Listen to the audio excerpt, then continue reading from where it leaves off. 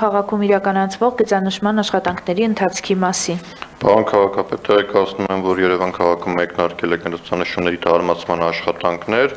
ըստ կազմված ժամանակացույցի աշխատանքները կավարտվեն մինչև դեկտեմբեր ամիս ամբողջությամբ տարածված կլինեն։ Կարող եմ ըստ վարչական շրջաններով ասեմ ժամկետների, եթե կարիք կա։ Կենտրոնը կավարտվի հոկտեմբերի վերջ, նոր քանաքեր, Զեյթուն, Մալաթիա, Սեբաստիա, Ավան վարչական շրջանները կավարտվեն նոյեմբերի ընթացքում եւ Արաբկիր, Շենգավիթ, Նոբարաշեն, Դավթաշեն, Աչափնյակ, Նորք, Մարաշե, Վերեբունին մինչև դեկտեմբեր։ Առաջին 10 օրը։ Պարոն Հարությունյան, հաջորդ տարվա մեր գնումը, որ պետք է իրականացնենք, արդեն նոր պայմաններով եք գրել։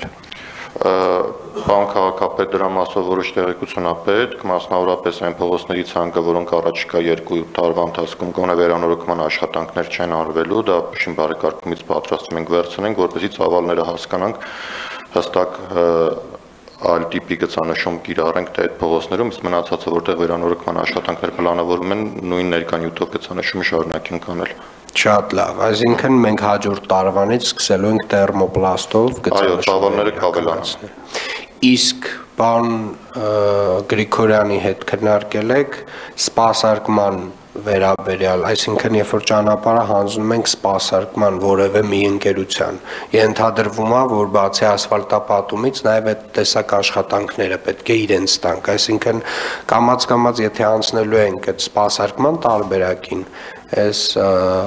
ամենը մի փաթեթի մեջ է պետք դնել եւ դնել արդեն հաղթող կազմակերպության վրա։ Նախնական քննարկում եղել է, եթե չեմ սխալվում, պիլոտային որոշվել էր